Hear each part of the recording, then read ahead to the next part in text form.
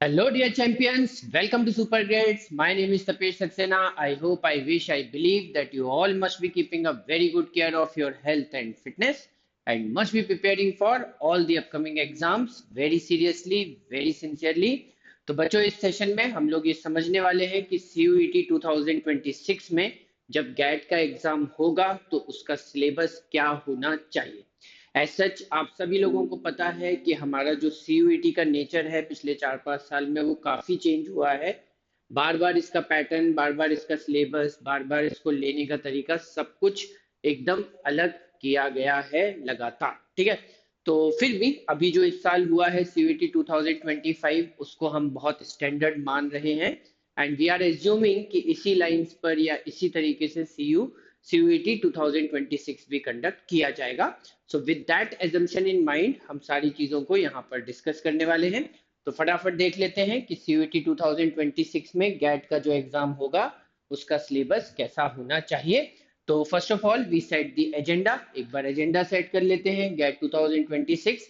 देख लेते हैं उसका मोस्ट एक्सपेक्टेड पैटर्न क्या होना चाहिए। उसके बाद जनरल नॉलेज का सिलेबस क्या होगा, एनालिटिकल रीजनिंग का सिलेबस क्या होगा, क्वांटिटेटिव एप्टीट्यूड का सिलेबस क्या होगा। So we just discuss each and everything one by one. तो सबसे पहले अगर आप देखोगे तो जो अभी हमारा गैट 2025 हुआ है, on the basis of that exam हम ये बोल सकते हैं कि यस गैट 2026 भी मोस्ट प्रोबेबली इन्हीं लाइंस पर होने वाला है, इसी तरीके का ये एग्जाम होने वाला है। ठीक, तो कितने क्वेश्चंस होंगे, तो नंबर ऑफ क्वेश्चंस होंगे 50। कितनी मार्किंग स्कीम कैसी हो सकती है, तो +5 और -1 हो सकती है। डिफिकल्टी लेवल कैसा हो सकता है, तो यस इस साल हमें थोड़ा सा इजी टू मॉडरेट दिख रहा है बट मोस्ट प्रोबेबली अगले साल थोड़ा सा डिफिकल्टी लेवल बढ़ेगा। तो आई एम श्योरी श्योर कि नेक्स्ट ईयर हमें शायद इजी क्वेश्चंस थोड़े कम देखने को मिलेंगे, मॉडरेट डिफिकल्टी लेवल के क्वेश्चंस हमें ज्यादा देखने को मिलेंगे। ठीक, उसके बाद फिर अगर हम देखते हैं तो जनरल नॉलेज में जो अभी पेपर हुआ है गैट 2025 का, उसमें हमको बहुत ज्यादा वेटेज नहीं दिखाई दिया। हार्डली 10 to 15 क्वेश्चंस थे। बट नेक्स्ट ईयर भी ऐसा होगा मुझे थोड़ी सी उम्मीद कम लग रही है, राइट, क्योंकि अगर क्वेश्चंस का डिफिकल्टी लेवल क्वांट में और रीजनिंग में बढ़ेगा तो उनका सॉल्विंग टाइम भी बढ़ जाएगा। तो डेफिनेटली शायद ऐसा होना नहीं चाहिए। तो मैं इस पूरी उम्मीद के साथ आपको ये बता रहा हूँ कि जनरल नॉलेज का जो वेटेज है वो नेक्स्ट ईयर थोड़ा ज्यादा होना चाहिए। ठीक है, ये मेरी उम्मीद है, ये मेरा एक्सपेक्टेशन है, राइट। एंड डेफिनेटली मेरे ख्याल से हमें यही सोच के तैयारी भी करनी चाहिए। मैं ऐसा क्यों चाहता हूं कि आप यही सोच के तैयारी करें, क्योंकि जनरल नॉलेज एक बहुत वास्ट सब्जेक्ट है। अगर आप इस तरीके से सोचेंगे नहीं, उसे लाइटली लेंगे, तो डेफिनेटली आपका पूरा पेपर कभी भी बिगड़ सकता है। तो इसलिए जनरल नॉलेज में आप तो अभी यही मान के चलो कि इसका वेटेज अच्छा खासा रहेगा, 20 to 25 क्वेश्चंस का। और खूब सारे एरियाज में से खूब सारे तरीके के क्वेश्चंस हमसे पूछे जाएंगे। सारी चीजों को प्रिपेयर करके रखो, that will be good for you. ठीक, उसके बाद अगर हम देखते हैं एनालिटिकल रीजनिंग, तो एनालिटिकल रीजनिंग का वेटेज अभी तो काफी अच्छा है, लेकिन मेरे हिसाब से मुझे ऐसा लगता है कि उसमें नंबर ऑफ टॉपिक्स के हिसाब से अगर हम सोचें तो 10 to 15 क्वेश्चंस भी एक अच्छा नंबर है, क्योंकि बहुत सारे टॉपिक उसमें है नहीं। अभी हम सिलेबस डिस्कस करने वाले हैं, अगर हर टॉपिक में से एक एक दो दो क्वेश्चन भी आते हैं तो 15 क्वेश्चंस में लगभग पूरा का पूरा सिलेबस कवर हो जाता है। उसके बाद अगर हम देखें क्वांटिटेटिव एप्टीट्यूड, इसका सिलेबस बड़ा होता है, राइट। अगर हर टॉपिक में से एक एक दो दो क्वेश्चन आएंगे तो इसका 15 to 20 क्वेश्चन तक का पैटर्न बनना चाहिए। That is what my idea is, है ना। तो चल अब अगर हम उस हिसाब से डिस्कस करने की कोशिश करें और आगे बढ़े, तो सबसे पहले तो आप ये समझ लो कि अगर सीयूईटी 2026 में आपको एक परफेक्ट स्कोर चाहिए, हर एग्जाम जो है या हर पेपर जो है वो 250 मार्क्स का होता है ऑन एन एवरेज। कोई भी स्टूडेंट होता है वो 4 पेपर तो जरूर देता है। तो 250 इंटू 4 1000, 1000 में से 1000 मार्क्स अगर आपको स्कोर करना है तो उसके लिए आप अभी के अभी 1-on-1 मेंटरिंग सेशन जो है वो बुक कर सकते हैं विद आवर एक्सपर्ट मेंटर्स, जिसमें आपकी करियर काउंसलिंग भी हो जाएगी, सेक्शन वाइज सिलेबस भी डिस्कस हो जाएगा, सिलेबस का ब्रेकडाउन भी हम कर लेंगे, स्मार्ट प्रिपरेशन स्ट्रैटेजी को भी डिस्कस कर लेंगे, और आप अभी के अभी अपना स्लॉट जो है वो बुक कर सकते हैं। कैसे करना है, तो इसके लिए जो हमारा कॉन्टैक्ट नंबर है उस पर आपको कॉल करना है, एंड आई थिंक आपको वो कॉन्टैक्ट नंबर लास्ट स्लाइड में भी दिखाई दिया होगा और यहाँ पर भी दिखाई दे रहा है। 6363286363। ठीक है, तो इस नंबर पे जरूर कॉल कीजिए, मेंटरिंग सेशन का फायदा उठाइए। ये फ्री ऑफ कॉस्ट है, इसमें आपको कुछ भी चार्जेस देने की जरूरत नहीं पड़ेगी, है ना।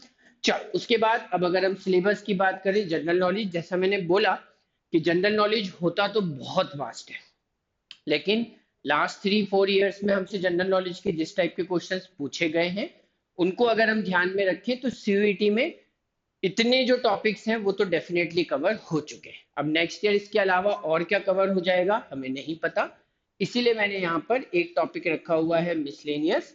मतलब जितने टॉपिक यहाँ लिखे हैं उनको तो एक बार अच्छे से कवर कर लो, इनके नोट्स बना लो अच्छे से, और उसके बाद भी फिर सोचना मत कि यार मैं ये पढ़ूं या नहीं पढ़ूं, उसके अलावा भी जीके में जो मिलता है वो पढ़ते जाना, बिकॉज वी नेवर नो कि जनरल नॉलेज में से कब क्या आ जाएगा, कब कौन सी चीज एग्जाम में इंक्लूड हो जाएगी और कब इंक्लूड नहीं होगी। ठीक, as of now history included है, एग्जाम में लगातार क्वेश्चन आ रहे हैं हिस्ट्री के, ज्योग्राफी के क्वेश्चन आ रहे हैं खासतौर से।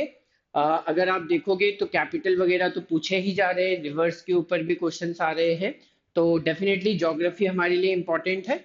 कॉन्स्टिट्यूशन के ऊपर क्वेश्चंस आ रहे हैं जिसमें आर्टिकल्स को स्पेशली कवर किया जा रहा है, इसके अलावा भी आ सकते हैं ड्यूटीज के ऊपर, राइट्स के ऊपर, तो डेफिनेटली इसको भी अच्छे से कवर करना है। इंडियन पॉलिटी और इंडिया की पॉलिटिक्स में जो भी नेशनल या इंटरनेशनल सिग्निफिकेंस के इवेंट्स हो रहे हैं उन सब के ऊपर क्वेश्चंस भी आ रहे हैं लगातार। एंड यस, जनरल अवेयरनेस में देखें तो बुक्स एंड ऑथर्स के ऊपर क्वेश्चंस पूछे जा रहे हैं एग्जाम में, इंपॉर्टेंट डेज के ऊपर क्वेश्चंस आ रहे हैं जनरल साइंस में, राइट। नॉर्मल आपका जो एवरीडे साइंस होता है वो आपको डेफिनेटली पता होना चाहिए। ठीक है, किस विटामिन की स्कैरसिटी से कौन सी डिसीज होती है, कौन से विटामिन की कमी से कौन सी बीमारी हो जाती है, इतनी इस लेवल की नॉलेज तो हमें डेफिनेटली होनी चाहिए। मैंने सिर्फ एग्जांपल दिया, इस लेवल की नॉलेज हमें होनी चाहिए। उसके बाद अवार्ड्स एंड ऑनर्स, इनके भी क्वेश्चंस लगातार आ रहे हैं एग्जाम में। करंट अफेयर्स में से देखोगे तो ऑब्वियसली जो भी चीज नेशनल या इंटरनेशनल सिग्निफिकेंस की है तो वो तो आएगी ही एग्जाम में। अदर देन दैट डिफेंस के क्वेश्चंस होंगे, स्पोर्ट्स के क्वेश्चंस हो सकते हैं, और लास्ट 6 मंथ्स के करंट अफेयर्स में से किसी भी टाइप का क्वेश्चन आ सकता है। शायद एंटरटेनमेंट का क्वेश्चन भी आ जाए, शायद T20 वर्ल्ड कप का क्वेश्चन आ जाए, आईपीएल का क्वेश्चन आ जाए, डिपेंड करता है लास्ट 6 मंथ्स में क्या क्या हुआ है।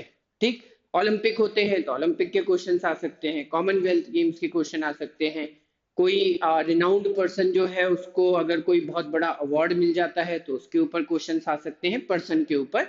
कोई रिनाउंड पर्सन है उसकी डेथ हो जाती है तो फिर अगेन उसके ऊपर क्वेश्चन आ सकते हैं। तो डेफिनेटली ये सारी चीजें हमें अच्छे से कलेक्ट करके लास्ट 6 मंथ्स में जितने भी इंपॉर्टेंट इवेंट्स हुए हैं सबके नोट्स जरूर बनाने हैं। ठीक, उसके बाद अगर हम देखें तो हमारा नेक्स्ट टॉपिक आ जाता है एनालिटिकल रीजनिंग। एनालिटिकल रीजनिंग में हमारे पास नंबर सीरीज के क्वेश्चंस होते हैं जो कि थोड़ा सा मैथमेटिकल टॉपिक भी होता है, तो इसको हम मैथमेटिकल रीजनिंग भी कह सकते हैं। बेसिकली जो एनटीए ने हमें सिलेबस बताया है उसमें उन्होंने वर्ड यूज किया है लॉजिकल एंड एनालिटिकल रीजनिंग। ठीक, अब लॉजिकल एंड एनालिटिकल रीजनिंग में हमेशा मैथमेटिकल रीजनिंग इंक्लूडेड होता है, मतलब रीजनिंग के उस टाइप के क्वेश्चंस भी इंक्लूडेड होते हैं जिसमें हम मैथ्स का यूज करते हैं।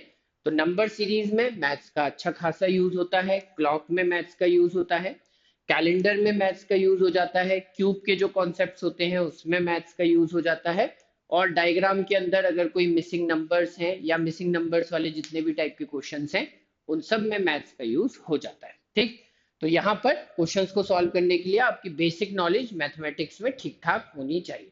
उसके बाद अगर हम देखें तो एनालिटिकल रीजनिंग के, प्योर एनालिटिकल रीजनिंग के टॉपिक्स जिनमें मैथ्स का उतना यूज नहीं होता, तो जो एग्जाम में आ रहे हैं या आ चुके हैं लास्ट 2-3 इयर्स में, तो अगर हम उनकी बात करें तो कोडिंग डिकोडिंग है, ब्लड रिलेशन है, अरेंजमेंट है, बहुत सारे टाइप के अरेंजमेंट्स होते हैं, linear, circular, condition based, table based, right, एक वर्टिकल अरेंजमेंट भी होता है, तो बहुत सारे टाइप के अरेंजमेंट्स होते हैं, उनके ऊपर क्वेश्चंस आ रहे हैं।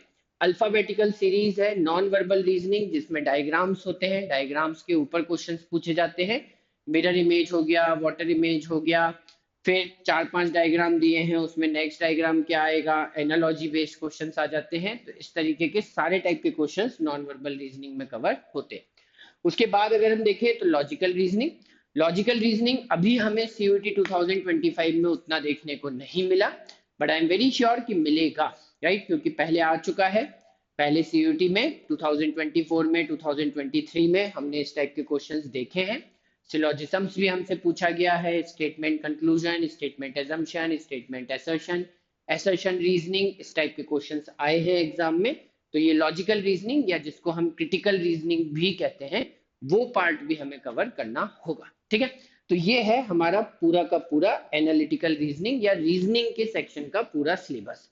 उसके बाद क्वांटिटेटिव एप्टीट्यूड में देखें, तो क्वांटिटेटिव एप्टीट्यूड में जो सिलेबस में स्पेसिफिकली मेंशन्ड है, तो वो दो चीजें हैं, एक अरिथमेटिक और एक ज्योमेट्री, ठीक है। तो अरिथमेटिक में तो I think we are all very much aware कि यार कौन कौन से टॉपिक्स होते हैं। Ratio, proportion, partnership, percentage, profit loss discount, SICI मतलब simple interest, compound interest, average, mixture, alligation के क्वेश्चन होते हैं। टाइम एंड वर्क में हर टाइप का क्वेश्चन, पाइप एंड सिस्टम में हर टाइप का question, time, speed and distance में average speed, relative speed, trains के क्वेश्चंस, बोट्स के क्वेश्चंस, राइट। प्रोबेबली शायद आपको रेसेस के क्वेश्चंस भी आ सकते हैं, थोड़ा बहुत सर्कुलर मोशन भी कवर हो सकता है। तो ये सब टाइम, स्पीड एंड डिस्टेंस का सिलेबस हो जाता है। उसके बाद अगर हम देखें तो GMT, इसका मतलब है geometry, mensuration and trigonometry. Geometry, mensuration and trigonometry में ट्राइंगल्स आता है, क्वाड्रिलेटरल्स आता है, ठीक है, circles and polygons, and obviously इन सबको पढ़ने के लिए आपको लाइंस एंड एंगल्स तो अच्छे से करना ही पड़ेगा कवर। तो वो तो हिडन है, क्योंकि उसके बिना तो ये सारी चीजें हो ही नहीं पाएंगी।